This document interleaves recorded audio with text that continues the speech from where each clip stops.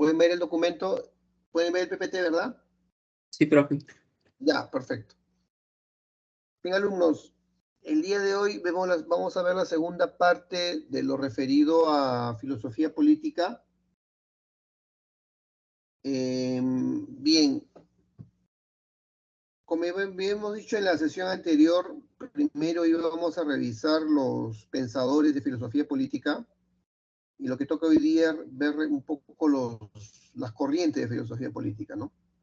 Las corrientes de filosofía política la vamos a ver en los siguientes minutos, y debemos empezar diciendo que es importante tener en cuenta que en términos de filosofía política, la primera corriente es el liberalismo. El liberalismo, como su nombre lo dice, intenta un poquito mostrar la parte de la importancia de la libertad individual. Y la libertad individual, pues necesariamente va de la mano con el ejercicio de la voluntad de la persona, ¿no? La voluntad de la persona, y ello debe tener en cuenta que esta voluntad no puede ser desarrollada mediante la libertad individual de una manera ilimitada, sino debe ser limitada, ¿no? Ilimitada, porque si uno ejerce su libertad, debe tener un parámetro, no puede ejercerlo de manera absoluta, sino relativa a respetar a los demás. Imaginemos, por ejemplo, que yo estoy dictando en un aula presencial y estoy ejerciendo mi libertad de desplazamiento frente a la pizarra, y luego se me ocurre ejercer mi libertad de desplazamiento y paso entre las carpetas y comienzo a golpear a todos mientras paso. Obviamente este ejemplo es para un poquito mostrar que el ejercicio de la libertad no puede atentar contra la libertad de los demás. En ese sentido, el poder político debe estar limitado para que no se convierta en una amenaza en los derechos individuales fundamentales, ¿no? Entonces, el poder político en el ejercicio de la libertad individual tiene que necesariamente limitarse por el respeto a los derechos individuales fundamentales. ¿Y cuáles son estos? La vida, la libertad y la propiedad. Entonces, nuevamente, podemos concluir entonces que la voluntad en su ejercicio de la libertad, esta no puede ir en contra de la vida, la libertad y la propiedad de las otras personas. Porque así como en el ejercicio de mi voluntad yo ejerzo mi libertad, si respeto la vida del otro, si respeto la libertad del otro y si respeto la propiedad del otro, en simultáneo, en espejo, el otro también respetará mi vida, mi libertad y mi propiedad. ¿Ya? Los representantes del movimiento liberal son Locke, Mills, Rawls y Popper. Hay quienes hablan de liberalismo, pero en realidad no respetan la libertad del otro. La libertad es en un sentido amplio, ¿no? Libertad de desplazamiento, libertad de pensamiento, libertad religiosa. Quienes no respetan la libertad del otro ya no son liberales, porque el ser liberal va de la mano con el respeto al otro, ¿no? En ese sentido, podemos poner, por ejemplo, al candidato de Argentina, Milei. Cuando le preguntan si él es liberal, él lo que dice que es libertario, no es liberal. Y lo dice de una manera un poco premeditada, porque se sabe que este señor no respeta la libertad de opinión de los demás, ¿no? Cada vez que alguien opina como él, lo insulta, ¿no? El periodista, la política con la que se entrevista, normalmente insulta y un poquito deja en tela de juicio este tema, si la libertad en el liberalismo es absoluta o está limitada. Obviamente, cuando él dice que no es liberal sino libertario, de alguna forma está convalidando en decir, como no soy liberal sino libertario, no me someto a todas las reglas a las que se refiere el ejercicio de la libertad individual, cual es respetar la vida, la libertad y la propiedad del otro, ¿no?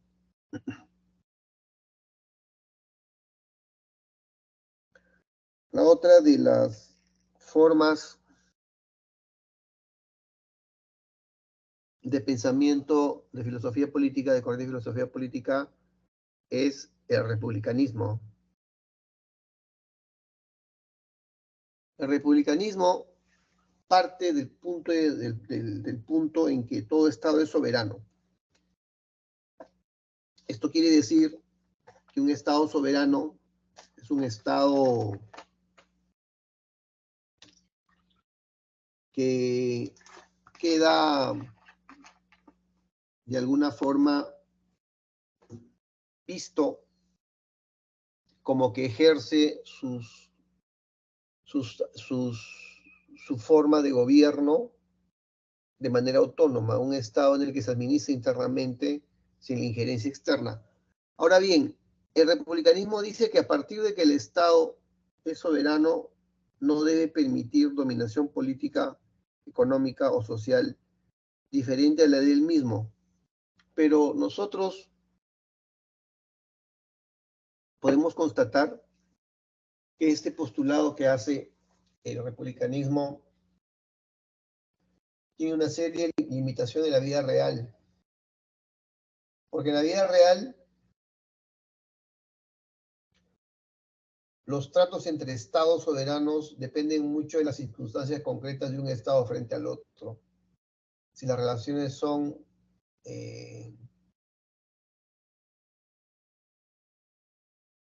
simultáneas o son subordinadas, ¿no? Y ello nos hace ver si son simétricas o asimétricas. Simétricas es igual, asimétrico es que uno está encima del otro y lo domina en términos sociales, económicos o políticos. Por ejemplo, el TLC que Perú firmó con Estados Unidos, ¿no? No era equívoco, no era asimétrico. Estados Unidos representa un poder político, económico, militar, etcétera. Y cuando Perú aproximó TLC con él, obviamente no estaba negociando en los mismos términos, ¿no? Definitivamente. Entonces, esa cosa de que hay que luchar contra todo tipo de dominación política, económica y social, a veces es importante tenerlo en cuenta, pero también a veces la realidad nos muestra de que no es tan fácil, no es tan sencillo. Los fundadores del republicanismo indican que un gobierno tiene que someterse a la Constitución y a las leyes, ¿no? La Constitución en el sentido de la ley de leyes que funda un país y las leyes que son emitidas por el Congreso. En ese sentido, conviene tener presente qué contenidos principales tiene una Constitución, ¿no? Una Constitución normalmente tiene el contenido principal de cómo se va a estructurar el país, si va a haber poder legislativo, ejecutivo, judicial, contraloría, tribunal de garantías, jurado nacional, Junta Nacional de Justicia, etcétera, ¿no? Por un lado. Por otro lado, la Constitución también señala cuáles son los mínimos que debe respetar el gobernante para que al momento de ejercer el poder no abuse de él. Los límites del poder. Los límites del poder, es decir, aquello que el gobernante debe respetar como mínimo al momento de gobernar. Y esos límites es la vida, la libertad, etcétera, ¿no? Es decir, los derechos fundamentales, los derechos humanos. Ello es lo mínimo que debe respetar el gobernante al momento de hacer el ejercicio de su poder. Es decir, el poder de un gobernante no es absoluto, es limitado. Y lo limita el que no falte a los derechos humanos de sus gobernados. Un aspecto también relevante que presenta el republicanismo es la participación activa de los ciudadanos, es decir, que participen en el gobierno. Si bien es cierto, hay un gobernante elegido, es importante que el ciudadano participe denunciando, vigilando, mirando, avisando, comunicando, ¿no?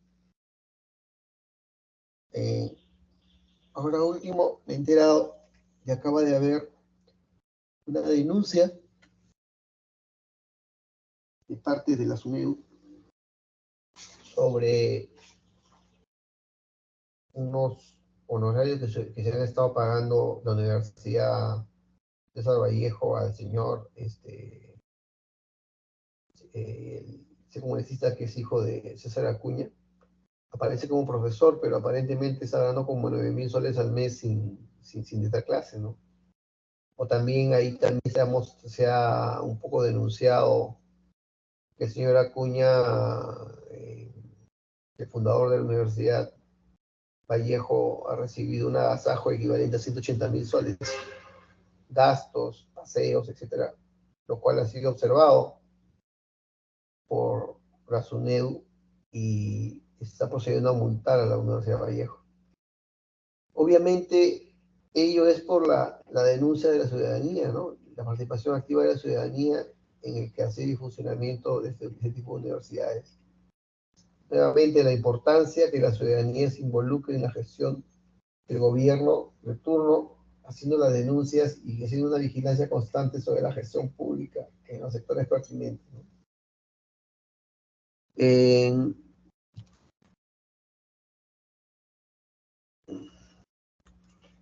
otro aspecto importante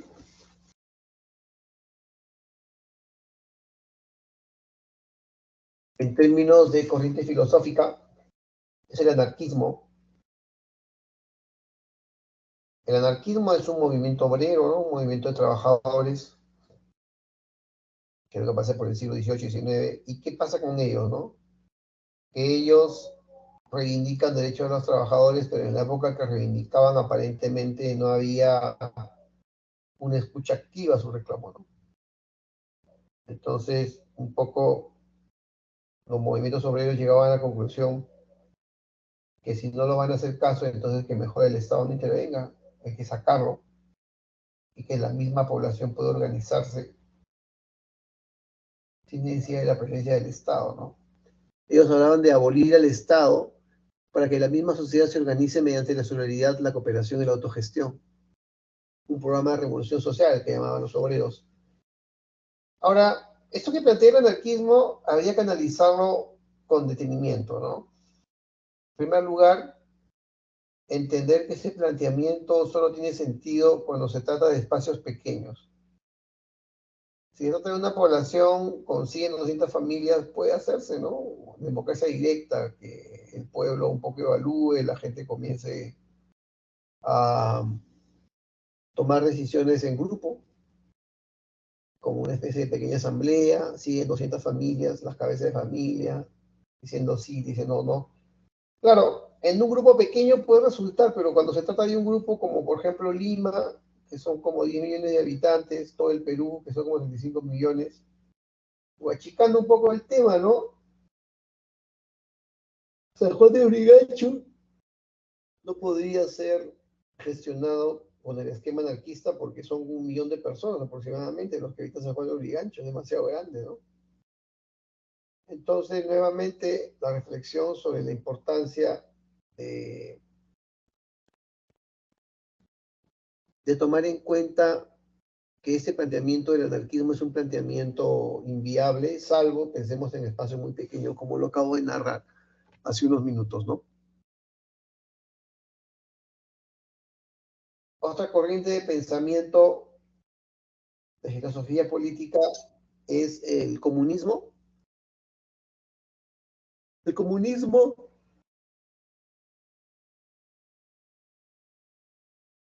se presenta como una ideología propugnada por Marx, Engels y Lenin, donde se habla de una sociedad comunista que no hay Estado, no haya propiedad privada y no haya clases sociales. Ello a partir del planteamiento del uso del análisis del materialismo histórico, la dialéctica materialista. ¿Cómo es eso, profesor? A ver, lo paso a explicar. En,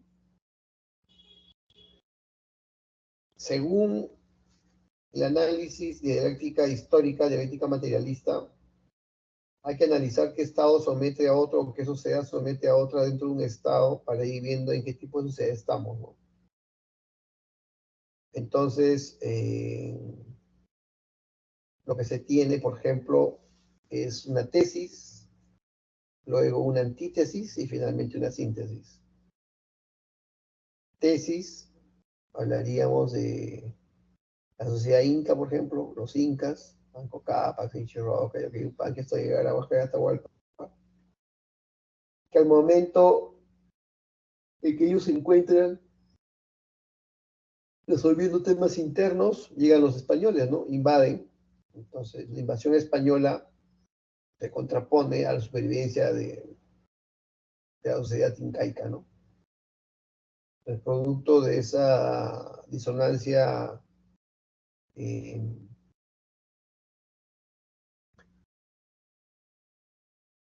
tenemos sociedad incaica, tesis, invasión española, antítesis, y producto de ello aparece el virreinato peruano, que es la síntesis, ¿no es cierto? Entonces, tesis, antítesis y síntesis. Eh, Sin embargo, la síntesis, es decir, la sociedad, el virreinato peruano, de ser síntesis se convierte nuevamente en tesis para ser opuesto a la nueva antítesis, que ya no, que frente al virreinato peruano serían los movimientos de corriente libertadora de San Martín y Bolívar, ¿no? Teniendo entonces tesis, virreinato peruano, antítesis, movimientos de liberación, que es la antítesis, que es movimiento de liberación de la corriente libertadora del norte. Entonces la síntesis sería la República Peruana, ¿no? Independiente. Y así podemos ir continuando, ¿no? Otra vez la síntesis se convierte en tesis y se opone a otro postulado así. Entonces, el comunismo dice que en un momento se va a llegar a la dictadura del proletariado y posteriormente a la sociedad comunista, donde se ha dicho de que no hay Estado, no hay propiedad y tampoco hay clases sociales, ¿no? Los representantes de esta corriente de pensamiento político, de filosofía política, son Marx, Engels y Lenin.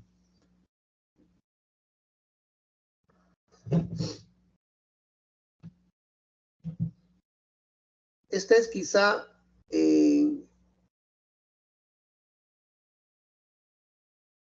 la corriente de pensamiento de filosofía política un poquito más compleja de entender, ¿no? Que es el comunitarismo. El comunitarismo propuesto por McIntyre y Taylor. El comunitarismo indica que la formación de la identidad, la personalidad y la autorización son posibles no en las sociedades individualistas, sino en las comunitarias. Pues las comunidades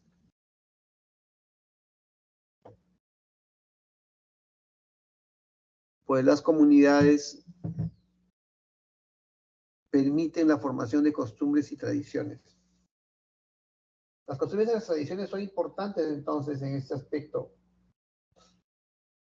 Se me ocurre que esto es viable, esta realización compartida entre los miembros de una colectividad buscando lo bueno y lo feliz y lo sagrado, necesariamente debería entenderse en espacios pequeños, ¿no? En espacios pequeños, para el caso peruano, serían las comunidades nativas y las comunidades campesinas. Nativas en la selva y campesinas en la sierra, ¿no? Entonces, esta sería la forma en la que podemos un poquito entender el comunitarismo, ¿no? Y tiene singularidades, ¿no es cierto? Singularidades propias, tradiciones, costumbres. Por ejemplo, mis papás, que en paz descansen, pertenecen a un pueblito que se llama Ucará, que está a 3.500 metros de altura al sur de Ayacucho, en la provincia de Lucanas. Y ellos, pues, cuando he ido allá, me mostraban la iglesia de su localidad, iglesia colonial chiquita, antigua, y este, con una imagen, pues, de una cruz, pero cuando yo les pido una foto, siempre en la foto aparecía el cerro del costado, ¿no? Yo les preguntaba por qué no cuadraba a mí la foto y me indicaban que para ellos es importante la presencia del cerro y que en realidad no podían entender la foto de la iglesia sin la presencia del cerro. Eso se llama, en antropología le llaman eso sincretismo religioso. Más de 500 años se sigue la gente en la localidad pensando en que los cerros tienen espíritus y que cuidan a la población. 500 años, ¿no? Llegaron los españoles, ellos pensaban así, han pasado tantos años y siguen pensando igual, ¿no? Entonces, allí hay un aspecto cultural, ¿no? De tradición, de costumbre, que no se ha perdido, se conserva. Ello constituye, pues, el sincretismo religioso. El sincretismo religioso es la mezcla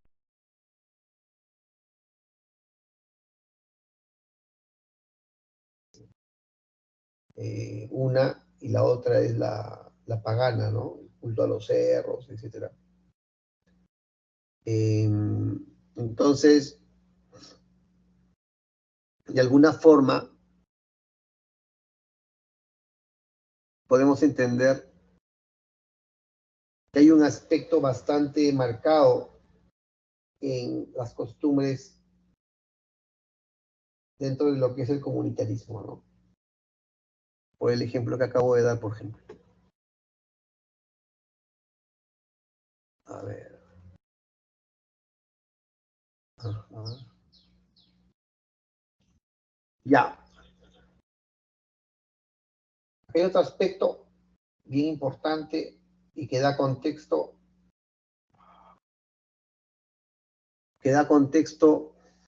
a las corrientes políticas, ¿no?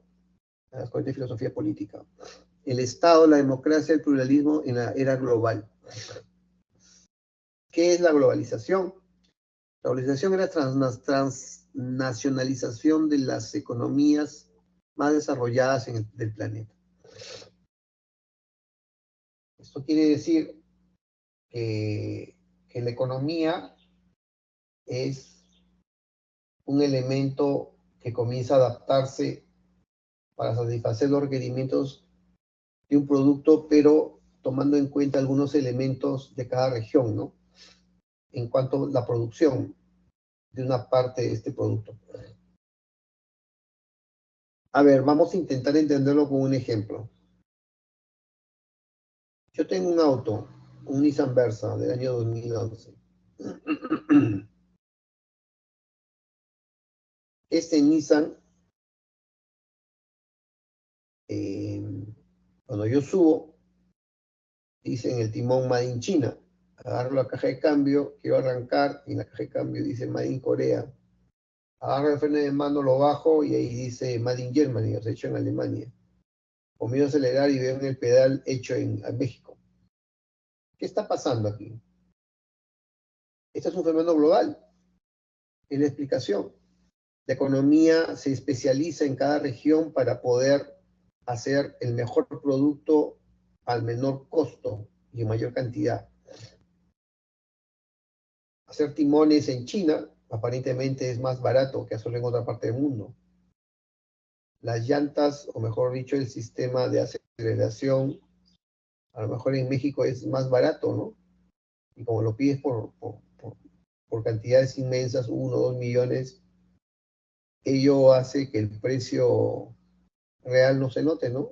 Sufre una pequeña variación. Entonces, es importante entender la globalización en ese sentido. Pero la globalización también trae el efecto inverso, es decir, el efecto de poder resaltar las individualidades, ¿no? Las individualidades que tiene una región. Por ejemplo, en los mercados indios que hay en Lima, ¿no? Un mercado indio está en Miraflores, los mercados indios están en Avenida universitaria con Sucre, ¿no? ¿Qué pasa en los procesos de globalización? Se afirman situaciones particulares. En los mercados indios de Perú,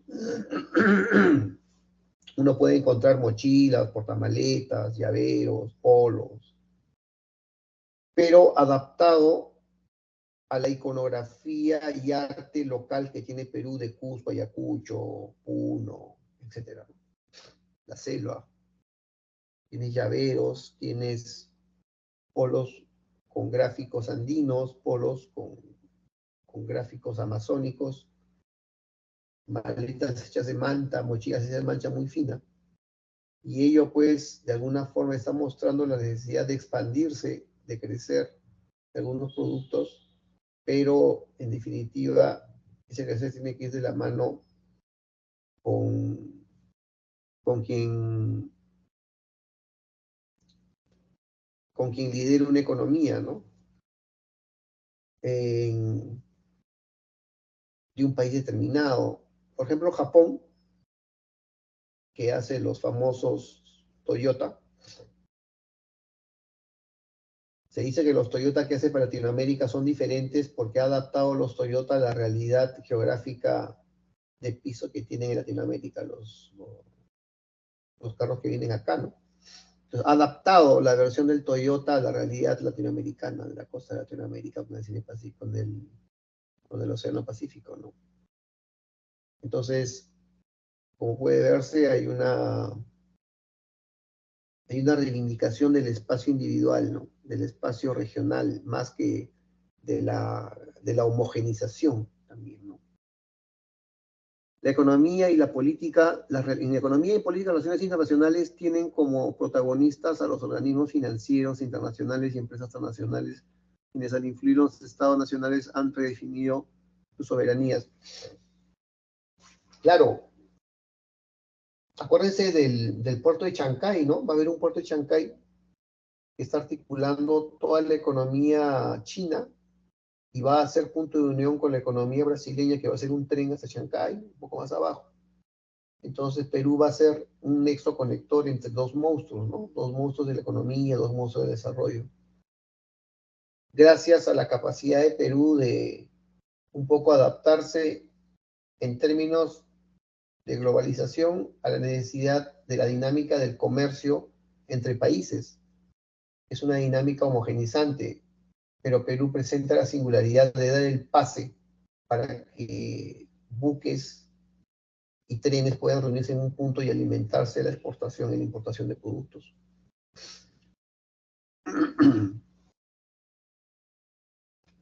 Bien, a ver,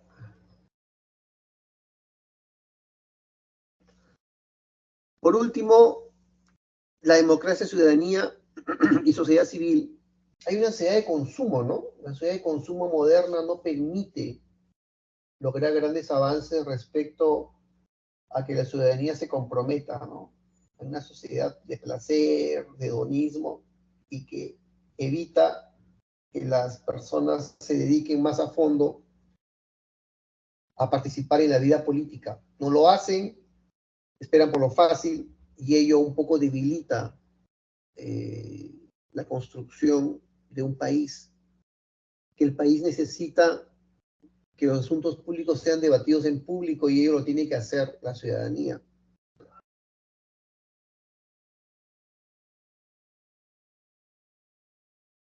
Han sido debilitados, ¿no? Se encuentran débiles, no son lo suficientemente poderosos, fuertes, que a su vez permitan lograr generar algún tipo de, de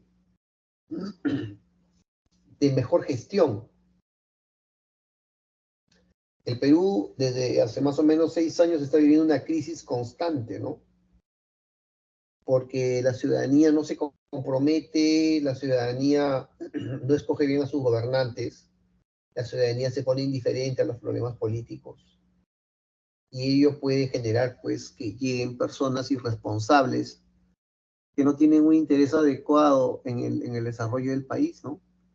Y eso va a generar pues la necesidad de pedir que la ciudadanía participe nuevamente en asuntos públicos, en la dinámica de cada país y que esta dinámica permita que el país gestione mejor, se gobierne mejor, ¿no es cierto? Ese es un aspecto muy delicado que no muchos tienen en cuenta, ¿no? Bien, ahora vamos a tomarnos unos minutos para la lectura, ¿de acuerdo? Unos 5 o 7 minutos, empiece con la lectura y le doy la clave. Empiecen, por favor.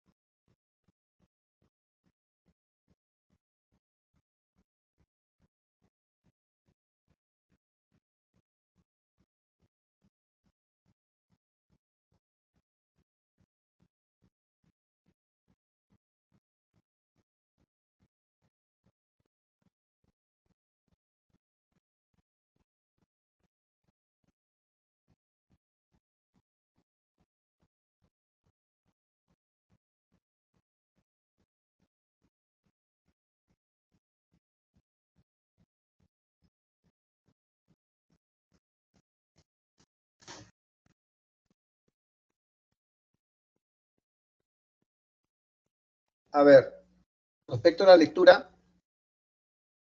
la respuesta es la C, C de casa, ¿ya? La respuesta es la C, C de casa. Ahora vamos a pasar a los ejercicios. Ahí le voy a dar unos 8 minutos más o menos, ¿ya?